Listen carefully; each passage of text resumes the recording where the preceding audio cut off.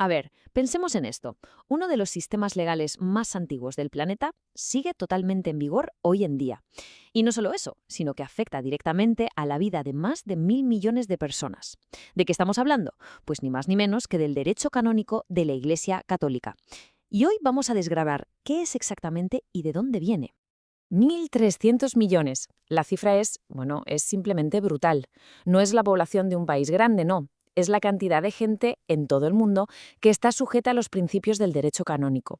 O sea que esto no es un tema solo para especialistas o teólogos, para nada. Estamos ante un sistema legal global, con un alcance que ya querrían para sí la mayoría de las leyes nacionales. Entonces, ¿qué es exactamente el derecho canónico? Pues, para que nos entendamos, es el reglamento interno de la Iglesia. Podemos imaginarlo como su constitución y su código legal, todo en uno. Regula absolutamente todo, desde cómo se organiza la jerarquía hasta las normas para los sacramentos. Por eso, una buena forma de verlo es como el sistema operativo de la Iglesia.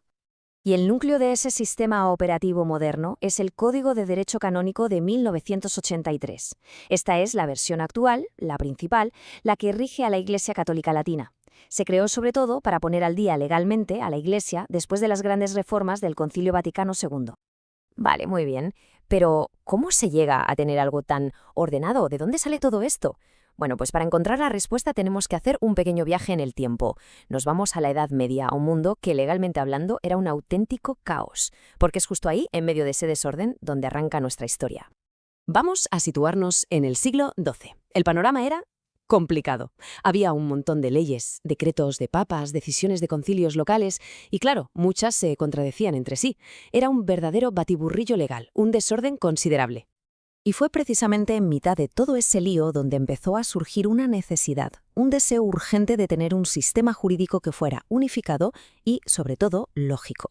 Ya se sabe, la necesidad agudiza el ingenio, y aquí se preparó el terreno para una auténtica revolución. Y esa revolución tiene un nombre propio: Graciano. Ojo, es importante entender que Graciano no era un legislador, no creaba leyes. Era un erudito que se echó a la espalda una tarea titánica: poner orden en todo aquel caos. Fue, por así decirlo, el arquitecto que diseñó los cimientos de lo que hoy conocemos. Y lo que fue realmente revolucionario fue su método. Primero, se dedicó a recopilar casi 1.000 años de textos legales de la Iglesia. Una barbaridad. Segundo, los analizó de forma sistemática. Y tercero, y aquí está la genialidad, aplicó la lógica y la razón para resolver todas las contradicciones que iba encontrando. Un trabajo de chinos, vamos. El resultado de todo ese esfuerzo fue el Decreto de Graciano. Y aunque técnicamente no era un código de leyes oficial, era tan completo, tan lógico y estaba tan bien hecho que en la práctica todo el mundo lo usó como si lo fuera. Se convirtió en la obra de referencia durante siglos. Claro, ¿qué pasa cuando de repente pones orden donde había caos? Pues que surgen conflictos. Era inevitable. Y el más grande de todos giraba en torno a una pregunta clave. A ver, ¿quién manda aquí? ¿Quién tiene la última palabra a la hora de juzgar? ¿La Iglesia o el rey? Y así empezó una auténtica lucha de poder por la supremacía jurídica. El contraste entre aquella época y la actual es total. La Edad Media fue un tira y afloja constante por el poder. Hoy, sin embargo, la separación está clara.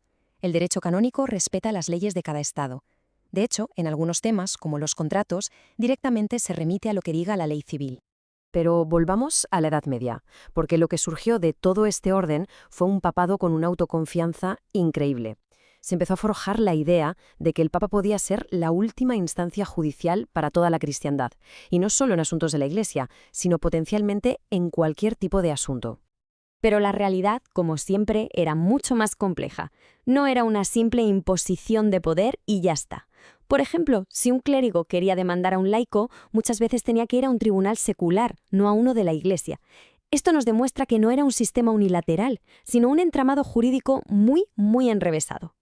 Graciano, en su obra, distinguió entre dos tipos de jueces.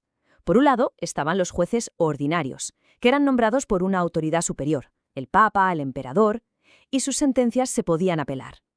Pero luego estaban los árbitros, y esto es muy interesante. A estos los elegían las propias partes del conflicto. La lógica, pues que si los han elegido voluntariamente, su decisión es final y vinculante. No hay más que hablar.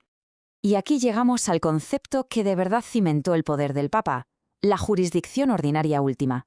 ¿Qué significaba esto? Pues que el Papa tenía la autoridad final sobre cualquier caso, podía intervenir en un juicio en cualquier momento y básicamente decir, dejadlo, de esto me encargo yo. Esto lo convertía no solo en el tribunal de apelación definitivo, sino en la posible primera instancia para todo y para todos. Muy bien, pues con estos cimientos medievales ya claros, vamos a volver al presente. Vamos a ver cómo toda esta herencia ha evolucionado hasta convertirse en el código global que conocemos hoy. El código moderno es, en esencia, el manual de instrucciones de esta organización global. Regula la vida de los fieles de principio a fin, el bautismo, el matrimonio, los funerales, y al mismo tiempo estructura toda la administración, la gestión del patrimonio y el sistema judicial de la Iglesia. Por eso, al final, podemos decir que el derecho canónico es como el ADN institucional de la Iglesia. Es el código genético que ha garantizado que la estructura, las reglas y la continuidad de esta organización gigantesca hayan sobrevivido a través de imperios, naciones y siglos. Y todo esto nos lleva a una última pregunta, que la verdad da para pensar. En este mundo nuestro, organizado en estados-nación con sus fronteras y sus leyes, ¿qué significa realmente que una religión global tenga su propio sistema legal transnacional, un código ancestral que a día de hoy sigue plenamente vigente?